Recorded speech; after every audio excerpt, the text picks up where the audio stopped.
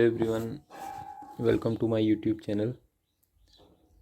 आज हम करेंगे हिंदी के कुछ महत्वपूर्ण प्रश्न जो आने वाले बीएड का जो एंट्रेंस एग्ज़ाम है उसमें भी काफ़ी इम्पोर्टेंट है, उसके लिए भी, और जो यूपी पुलिस का कांस्टेबल का एग्ज़ाम आने वाला है उसके लिए भी इम्पोर्टेंट है, या फिर यूपीएसआई का जो एग्ज़ाम आएगा उसके लिए भी इम्पोर्टेंट है, या फिर कोई भी ऐसा एग्ज़ाम जिसमें हिंदी पूछा जाता है। इन सभी की दृष्टि से बहुत ही इम्पोर्टेंट है ये। तो देखते हैं पहला प्रश्न क्या है। और निम्नलिखित वाक्यों में से शुद्ध वाक्य को पहचानिए।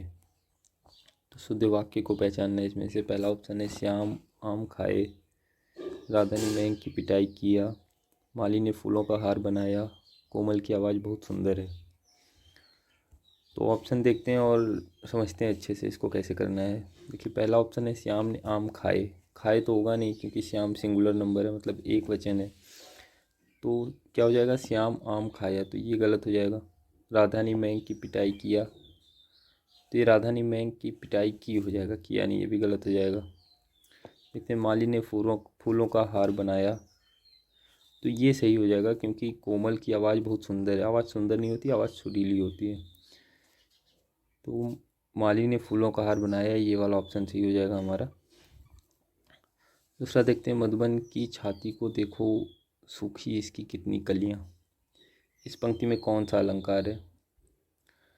तो इसमें अलंकार पूछा है, तो जहाँ पर एक ही वाक्य के दो अर्थ निकलते हैं वहाँ पे कौन सा अलंकार होता है? वहाँ पे अलंकार होता है श्लेष अलंकार। तो इसमें श्लेष अलंकार हो जाएगा, और इसमें कलियों का दो मतलब निकलेगा। एक मतलब होता है जो फूलों का विकसित रूप होता है उसको भी कलियाँ कहते हैं। एक मतलब होता है यौवन से पूर्व की अवस्था जो होती है उसको भी कलियाँ ही कहते हैं। तो इसमें ऑप्शन हो जाएगा श्लेष अलंकार। तीसरे पे आते हैं, पाए महावर देन को नाइन बैठी आए, फिर जान महावरी एड़ी भी लज जाए। तो इस वाक्य में कौन सा अलंकार हो जाएगा? जब एक ही जैसी दिखाई देने के कारण एक वस्तु को दूसरी वस्तु समझ लिया जाता है, या फिर समानता के कारण किसी दूसरी वस्तु का भ्रम हो जाए, तो इसमें होता है भ्रांतिमान अलंकार।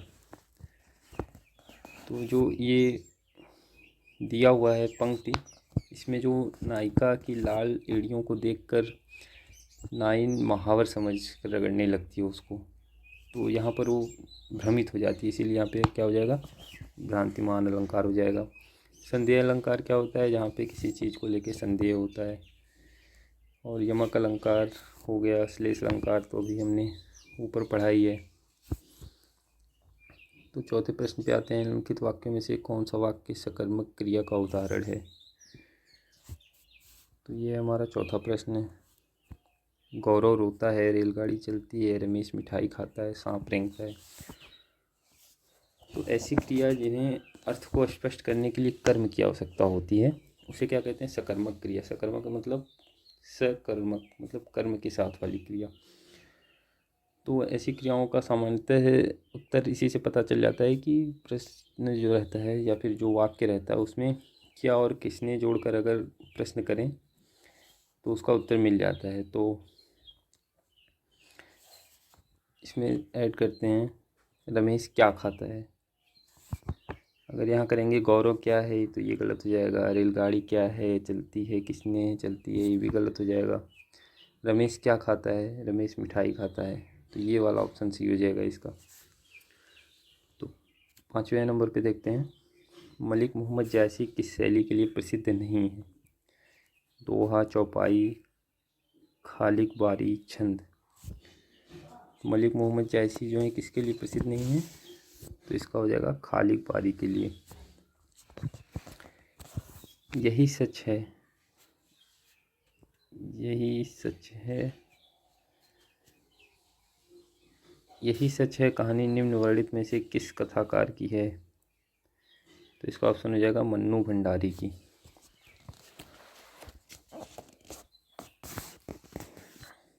इनकी कुछ और प्रमुख कहानियाँ जैसे एक प्लेट सैलाब, मैं हार गई, तीन निगाहों की एक तस्वीर, ये सब भी इनकी कुछ प्रमुख कहानियाँ हैं जो एग्ज़ाम में पूछ लेता है कभी कभी। 7वें प्रश्न को देखते हैं, नासिरा शर्मा के उपन्यास पारिजात को किस पुरस्कार से सम्मानित किया गया है?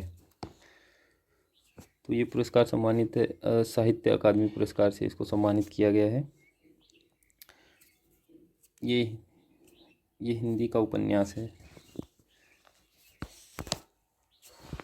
इनकी और रचनाओं की बात करें तो सात नदियाँ एक समंदर, शामली, जीरो रोड, कागज़ की नाव, ये सब इनकी प्रमुख रचनाएं हैं नासिरा शर्मा की। अब ये थोड़ा गद्यांश वाला क्वेश्चन है। हमारे देश में विविधता में एकता लाने की चेष्टा चिरकाल से की गई है और इस कार्य में हमारे साहित्यकारों ने विशेष योगदान दिया है। वैदिक साहित्य द्वारा सारे देश में एक सी धार्मिक भावना, एक सी यज्ञ पद्धति और एक सा दार्शनिक आधार प्रतिष्ठित हुआ था। आज भी भारतीय गृहों में वैदिक संस्कार की अनेक विधियाँ प्रचलित हैं। रामायण में राम के चरित्र की गरिमा और महानता एक आदर्श मानव की गरिमा और महत्ता है। इससे भारतीय संस्कृति एकता अत्यंत बलवती और परिपुष्ट होती है। तो ये तो लगभग सब लोग कर ही लेते हैं। इसका जो यहाँ पे जो ऑप्शंस और उत्तर दिए हुए हैं, प्रश्न दिए हुए हैं, इसी गद्यांश में से देख के करने रहते हैं। तो ये देखते हैं प्रस्तुत गद्यांश में क्या वर्णित है, मतलब किस चीज़ के बारे में पूछा गया हुआ है गद्यांश में। तो सांस्कृतिक एकता में साहित्य की भूमिका, एक प्रकार से कह सकते हैं कि इसका टाइटल भी हो सकता है, ऐसा भी बोल सकते हैं आप। प्रस्तुत गद्यांश में कौन सा शब्द अनेकता का विलोम शब्द है? तो इसमें अनेकता का विलोम शब्द पूछ रहा है, तो क्या हो जाएगा? अनेकता का विलोम होता है एकता। स्वागत शब्द का विच्छेद दिए गए विकल्पों में से कौन सा है? तो स्वागत का विलोम क्या होता है? स्वागत का विलोम होता है सुधन आगत, जिसमें कौन सी संधि है? यड़ संधि है। इसमें जब ई बड़ी ई, ऊ बड़ा ऊ, री के आगे कोई भिन्न स्वर आता है तो ये क्रमशः य, र, ल में परिवर्तित हो जाते हैं। इस परिवर्तन को यड़ संधि कहते हैं। तो इसमें कौन सी संधि हो जाएगी? यड़ संधि हो जाएगी। तो अगला क्वेश्चन देखते हैं। तो इसमें पूछा है कि राधा बहुत सुंदर लड़की है, प्रस्तुत वाक्य में विशेषण कौन सा है? विशेषण क्या होता है?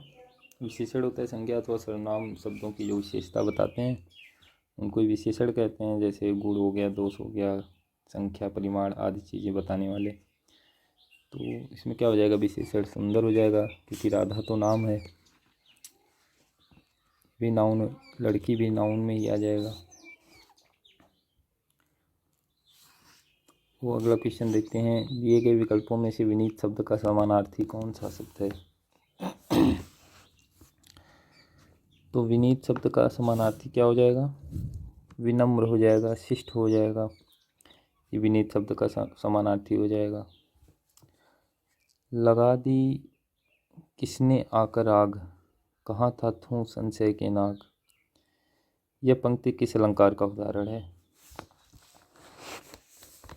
तो ये उदाहरण हो जाएगा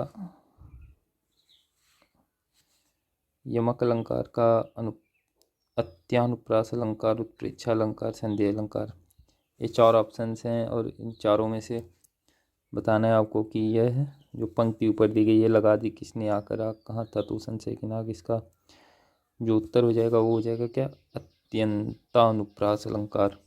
जहाँ छंद के चरणों के अंत में एक समान वर्णों का प्रयोग होता है वहाँ पे अत्यंतानुप्रास अलंकार होता है। तो यहाँ पे जैसे आग है, ये नाग है, तो लगभग एक समान टाइप के ही ये शब्द हैं, इसीलिए यहाँ पर हो जाएगा अत्यंतानुप्रास अलंकार। लज्जित होना के अर्थ हेतु उचित मुहावरा दिए गए विकल्पों में से कौन सा है? तो लज्जित होना क्या होता है?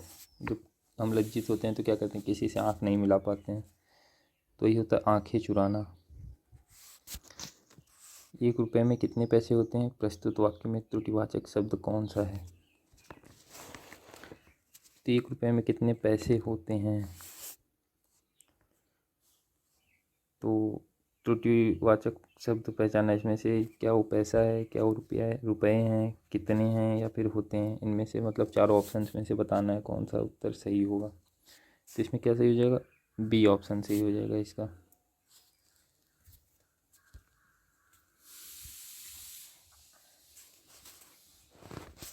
अगला प्रश्न देखते हैं। दिए गए विकल्पों में से अतिवृष्ट का विपरीतार्थक शब्द कौन सा है? मतलब अतिवृष्ट का विलोम शब्द बताना है आपको, कौन सा हो जाएगा? बी ऑप्शन अनावृष्ट हो जाएगा। अतिवृष्ट का मतलब होता है यहाँ पे बहुत अधिक वर्षा जो खेती बाड़ी या धन जन के लिए हानिकारक होती है। और अनावृष्ट क्या होता है? बिल्कुल ही वर्षा ना होना, तो बोलते हैं अनावृष्ट। अगला प्रश्न देखते हैं। इसमें से असंगत विलोम शब्द का जोड़ा कौन सा है? तो क्या वो अल्पायु दीर्घायु है, अवनत उन्नत है, अनेक एक है, आगामी अनागामी है? क्या हो जाएगा? इसका हो जाएगा अल्पायु का तो दीर्घायु सही है, अवनत का उन्नत भी सही है, अनेक का एक भी सही है, लेकिन जो आगामी होता है उसका जो विलोम होता है अनागामी नहीं होता, वो होता है विगत। आगामी का मतलब होता है जो भविष्य में आने वाला होता है, विगत मतलब होता है जो बीता हुआ होता है। तो आगामी का हो जाएगा, अनागामी नहीं होगा, वो हो जाएगा विगत। तो अगला प्रश्न देखते हैं। तो देखिए, रामधारी सिंह दिनकर को उनकी किस कृत के लिए ज्ञानपीठ पुरस्कार मिला था? कुरुक्षेत्र, उर्वशी, रश्मिरथी, हुंकार। इसमें से मतलब किस रचना के लिए या कृति के लिए उनको ज्ञानपीठ पुरस्कार मिला था? तो उसका सही उत्तर हो जाएगा उर्वशी के लिए। उर्वशी के लिए इनको 1972 में ज्ञानपीठ पुरस्कार प्रदान किया गया था। और इनकी कुछ महत्वपूर्ण रचनाओं की बात करें तो उसमें से रश्मिरथी, उर्वशी, कुरुक्षेत्र, संस्कृत के 4 अध्याय, परशुराम की प्रतीक्षा, हुंकार आदि। इन सब से भी सवाल पूछ लेता है कभी कभी, तो इसका सही उत्तर हो जाएगा उर्वशी। कब मिला था? 1972 में मिला था। तो इनमें से कौन सा शब्द अंधकार का समानार्थी नहीं है? तो अंधकार का समानार्थी क्या नहीं है इसमें से? विपिन। विपिन हो जाएगा, क्योंकि अंध, तमस, तिमिर, तम, ये सब इसके समानार्थी शब्द हैं। लेकिन जो विपिन है, विपिन का अर्थ होता है जंगल, तो अंधकार का समानार्थी जंगल तो हो नहीं सकता। अगला प्रश्न देखते हैं। निम्न में से कौन सी रचना मोहन राकेश की नहीं है? आधे अधूरे, लहरों के राजहंस, तमस, आषाढ़ का एक दिन। तो इसमें से बताना है कि मोहन राकेश की रचना कौन सी नहीं है। मोहन राकेश की रचना इसमें से तमस नहीं है, क्योंकि तमस जो है वो भीष्म साहनी की रचना है, और इसके लिए उन्हें 1975 में साहित्य अकादमी पुरस्कार से सम्मानित भी किया गया था। तो अगला प्रश्न देखते हैं 22 नंबर का। अगले ज़माने का आदमी दिए हुए विकल्पों में से कौन सा प्रस्तुत मुहावरों का सही अर्थ दर्शाता है? अगले ज़माने का आदमी, तो ऑप्शन है बहुत जानकार, ईमानदार व्यक्ति, भविष्य की सोचने वाला, असफल व्यक्ति। इन चारों ऑप्शन में से बताना है कि कौन सा सही ऑप्शन है अगले ज़माने का आदमी के लिए। तो इसका उत्तर हो जाएगा बी ऑप्शन। अगले ज़माने का आदमी मतलब हो गया सीधा साधा आदमी, ईमानदार टाइप का। आजकल तो मतलब काफ़ी लोग सीधे, भलाई का ज़माना नहीं रह गया ऐसा बोलते हैं आजकल लोग। तो अगले ज़माने का आदमी मतलब हो जाएगा ईमानदार व्यक्ति। 22 नंबर का प्रश्न देखते हैं। मानव जब भी खाली स्थान के पथ पर आगे बढ़ा है तब उसे खाली स्थान का सामना करना पड़ा है। दिए गए विकल्पों में से सही का चयन करके रिक्त स्थान को भरकर प्रस्तुत वाक्य पूर्ण करें। ऑप्शन है उन्नति, पथ, प्रगति, बाधाओं, उन्नति। तो इसका सही ऑप्शन क्या हो जाएगा? इसका सही ऑप्शन हो जाएगा प्रगति, बाधाओं। तो इसका सी ऑप्शन हो जाएगा बिल्कुल सही, सी ऑप्शन, प्रगति, बाधाओं। राशि शब्द किस शब्द का एक वचन है? राशि शब्द किस शब्द का एक वचन है? तो ऑप्शन है राशियाँ, राशियों, राशिए और राशियों। तो इसका ऑप्शन क्या हो जाएगा? इसका ऑप्शन हो जाएगा बी ऑप्शन सही हो जाएगा, राशियाँ का। 25वां प्रश्न देखते हैं। निम्नलिखित में से कौरवी बोली किस भाषा से संबंधित है? तो कौरवी बोली किस भाषा से संबंधित है? पश्चिमी हिंदी भाषा से संबंधित है कौरवी बोली।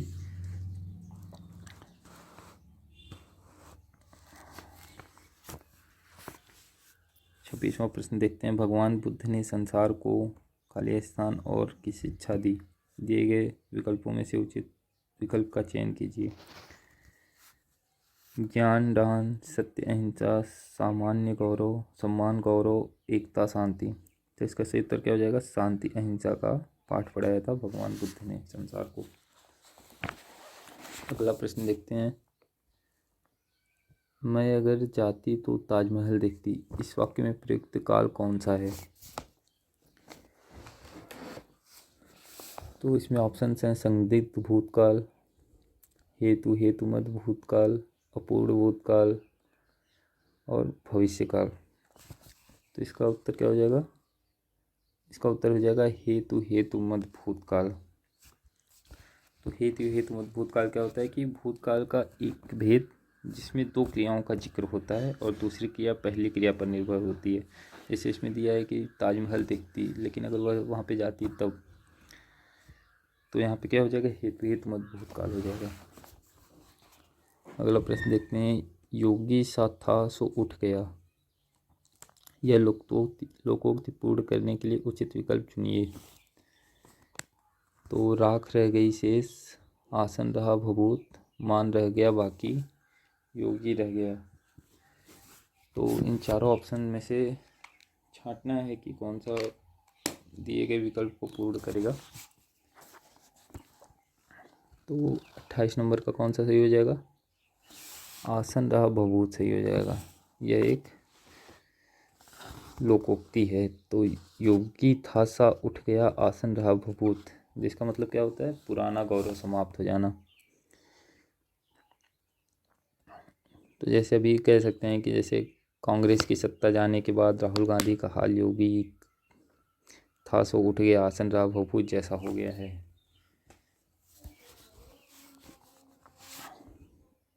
अगला प्रश्न देखते हैं 29 नंबर का। धनी व्यक्ति के सब मित्र होते हैं, प्रस्तुत वाक्यांश के लिए दिए गए वाक्यों में से उचित लोकोक्ति कौन सी है?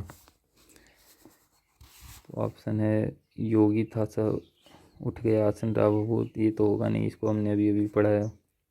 होनहार बिरवान के होत न चिकने पात, ये भी नहीं होगा। जिसका हाथ डोई उसका सब कोई, ओछे प्रीत बालू की मीत, ये भी नहीं होगा। तो ऑप्शन क्या हो जाएगा? जिसका हाथ डोई उसका सब कोई, ये सही हो जाएगा 29 नंबर का। 30 नंबर पे देखते हैं। आपके दर्शन मिलना बहुत मुश्किल है, इस वाक्य में दर्शन क्या है? तो इस वाक्य में दर्शन क्या है? एक वचन है कि बहुवचन है, नित्य एक वचन है कि द्विवचन है? तो क्या हो जाएगा? दर्शन शब्द जो होता है, कुछ शब्द हिंदी भाषा में सदैव बहुवचन रूप में ही आते हैं। जैसे दर्शन हो गया, आंसू हो गया, अक्षत हो गया, हस्ताक्षर हो गया, दाम हो गया, प्राण हो गया आदि। तो ऐसे दर्शन भी इसमें क्या है? बहुवचन है। हमने कल दाल चावल और रोटी बनाई थी, यह किस प्रकार का वाक्य है? सरल वाक्य, मिश्र वाक्य, संयुक्त वाक्य, विशेष वाक्य। तो ये कौन सा वाक्य है? संयुक्त वाक्य हो जाएगा। जिस वाक्य में संयुक्त वाक्य होता है, जिस वाक्य में दो या दो से अधिक उपवाक्य तथा सभी वाक्य प्रधान हैं, उन वाक्यों को क्या कहते हैं? संयुक्त वाक्य कहते हैं। दूसरे शब्दों में कह समझें तो जिन वाक्यों में दो या दो से अधिक सरल वाक्य जैसे और, अतः, पर, किंतु, अथवा, इसलिए, लेकिन, एवं आदि से जुड़े हों, उन्हें संयुक्त वाक्य कहते हैं। तो अगला प्रश्न देखते हैं। निम्न शब्दों में से अशुद्ध शब्द पहचानिए। गीतांजलि, अत्याधिक, अंतर्ध्यान, आध्यात्मिक। तो इसमें से अशुद्ध कौन सा हो जाएगा? इसमें से अशुद्ध वाक्य हो जाएगा अत्याधिक।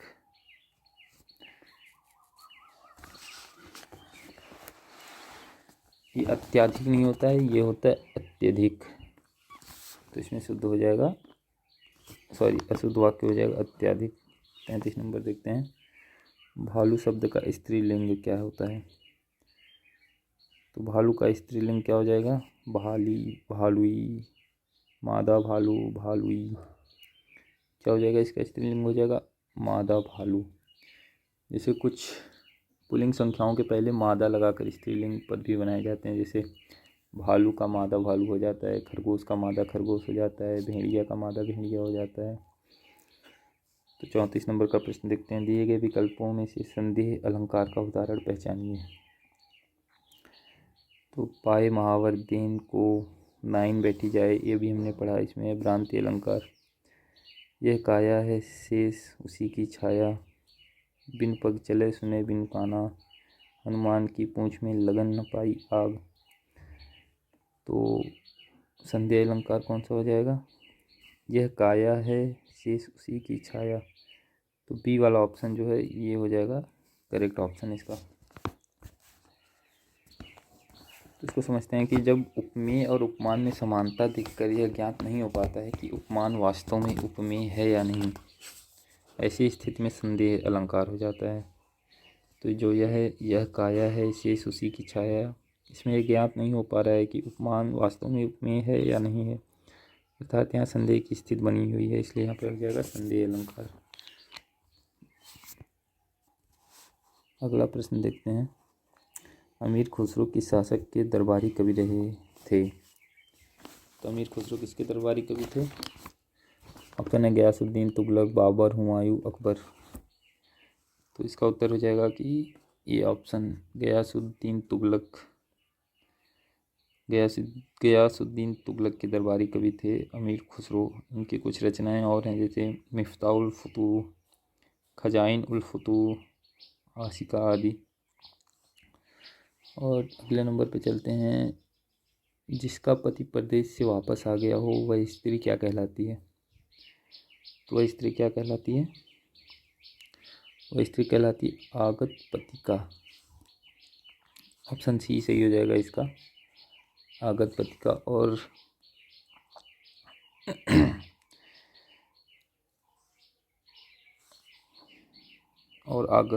आगमस्यत पतिका जो होता है वह स्त्री जिसका पति आने वाला होता है, या फिर अगम में जो होता है जहाँ जाया जाता है, जहाँ जाया न जा सके वह अगम में हो जाता है।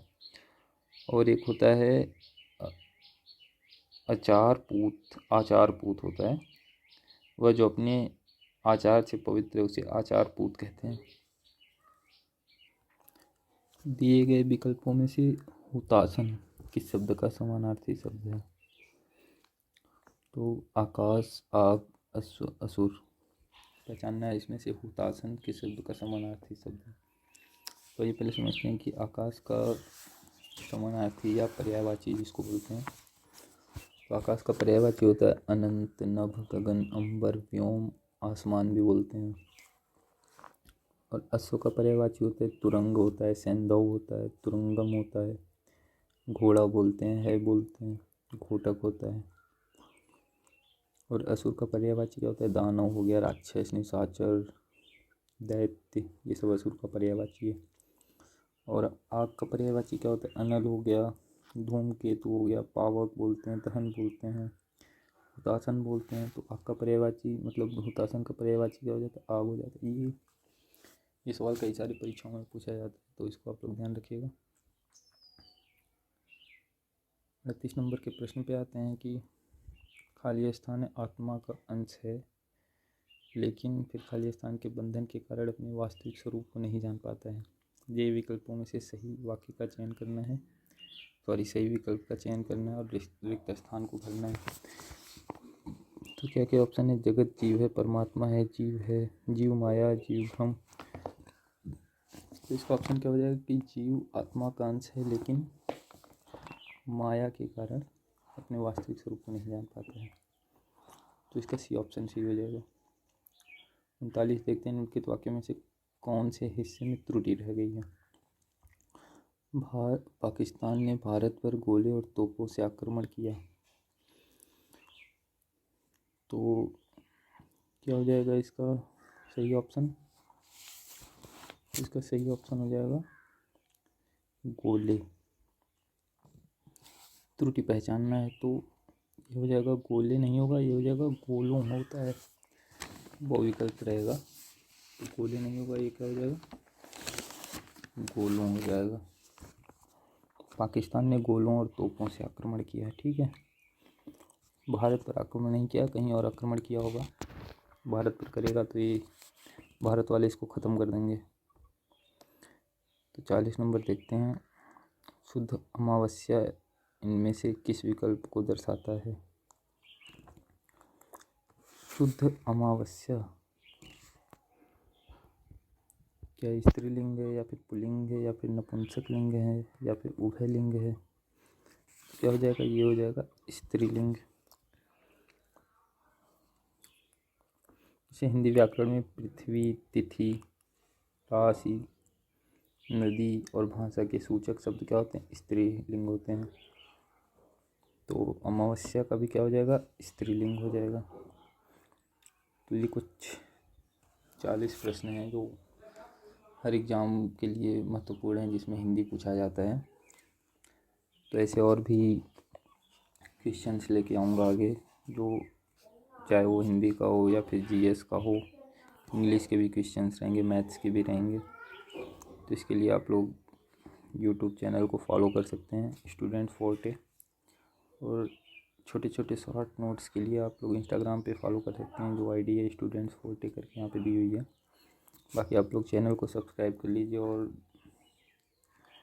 इसको थोड़ा लाइक भी कर दीजिए, कमेंट कर दीजिए। अगर आपको और किसी टॉपिक के बारे में जानकारी चाहिए तो हम उससे रिलेटेड टॉपिक से रिलेटेड चीज़ें ले आएंगे आपके लिए। तो थैंक्स फॉर वॉचिंग।